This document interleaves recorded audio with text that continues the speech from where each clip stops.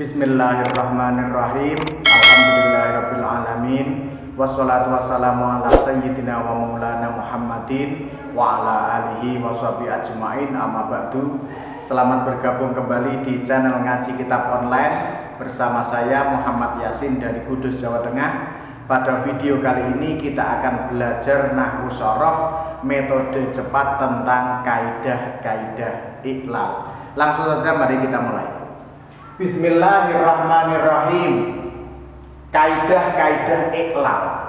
Iqlal itu apa? Iqlal itu merubah suatu kalimat karena tidak enak untuk diucapkan, karena sulit untuk diucapkan, berat untuk diucapkan, yang di dalamnya terdapat huruf ilah, sehingga menjadi sulit dan dirubah supaya mudah untuk diucapkan.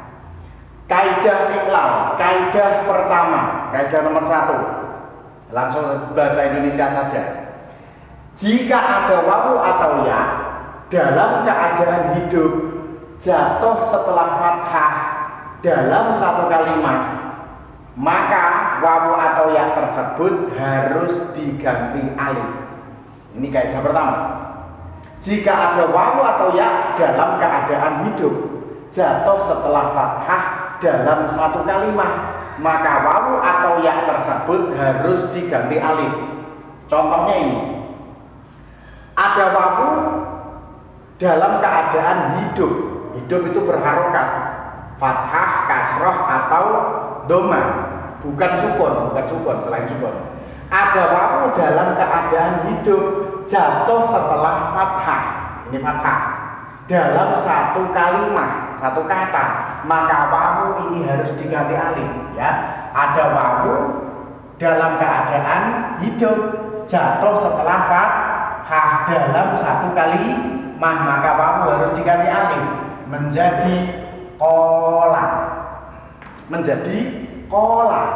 Ini akan lebih ringan untuk diucapkan. Koala ini agak berat, maka disederhanakan menjadi kola. Sama-sama yang tengah berupa huruf ilat. Huruf ilat itu ada 3, yaitu alif, ya, dan wawu. Ini disebut huruf ilat. Ilat itu artinya penyakit. Sama-sama penyakit, ini diganti penyakit yang ringan. Wawu penyakit, alif penyakit. Tapi wawu dirasa berat, maka diganti alif yang ringan.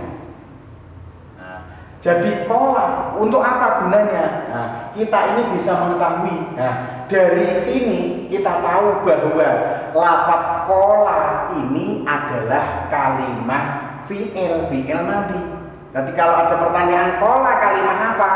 Jawabannya kola kalimat fi'il madi. Ya karena bentuknya seperti fa'ala, karena kola asalnya kowala ikut wazan fa'ala, berarti fi'il madi. Ketahuan ini fi'il madi seperti itu. Jadi walaupun ini bentuknya tidak sama dengan fa'ala, tapi kola asalnya kowala sama dengan fa'ala, sehingga kola fi'il madi. Nah, ini untuk pemula penting banget untuk mengetahui bahwa kola adalah fi'il madi, karena termasuk cara mengetahui fi'il yang paling banyak digunakan adalah mengenali bentuknya.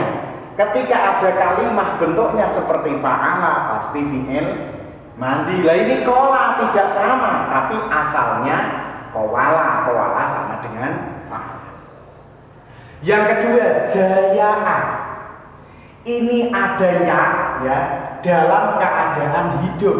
Ya hidup jatuh setelah fathah dalam satu kalimat, maka ya harus diganti alif.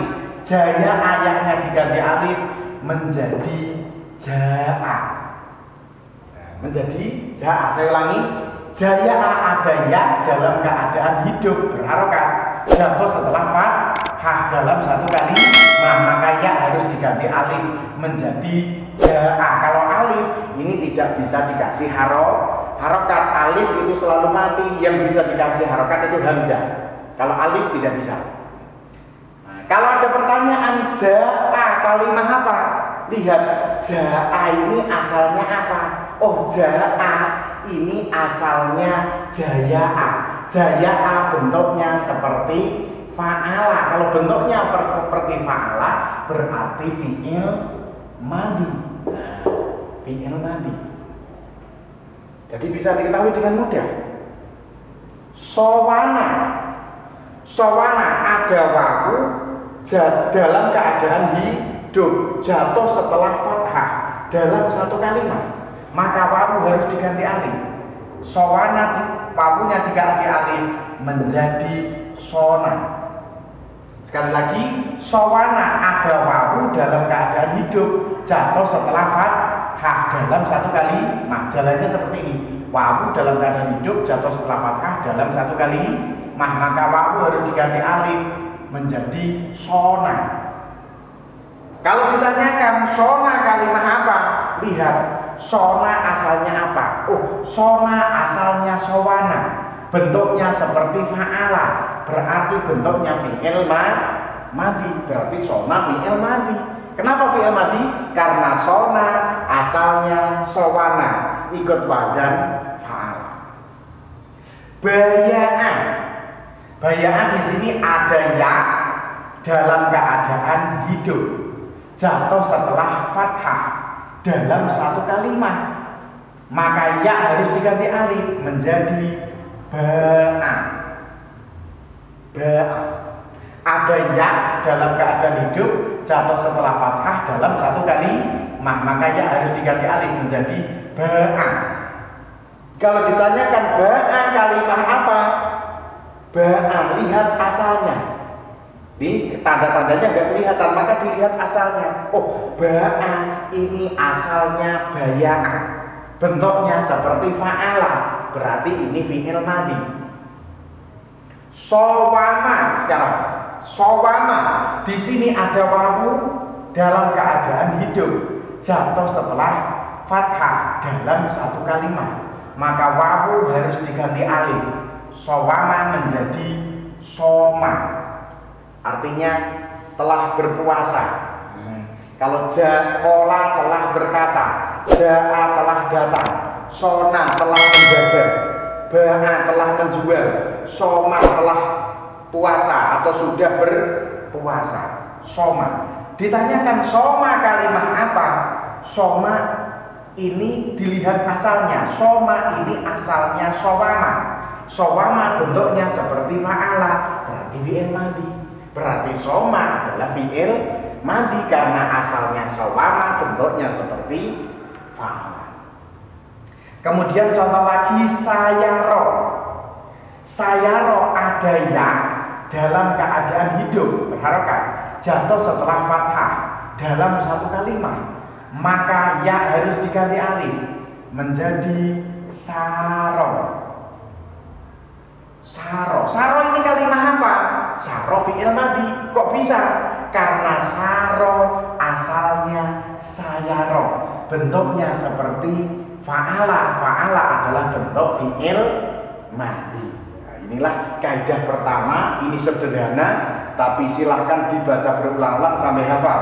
Ini untuk mengenali. Nah, jadi untuk mengenali fi'il yang diiklal, kita harus mengetahui kaidah iklal. Baru kita tahu oh bahwa kola, ja'a, sona, ba'a, soma, saro, dan lain sebagainya, ini semuanya adalah fi'il madhi. Kita akan ngerti kalau kita ngerti kaidah iklalnya. Kenapa harus ngerti? Karena ini bentuknya tidak sama persis dengan wazannya. Demikianlah untuk pelajaran kali ini, semoga bermanfaat. Kurang lebihnya mohon maaf. Wallahu a'lam bishawab. Wassalamualaikum warahmatullahi wabarakatuh.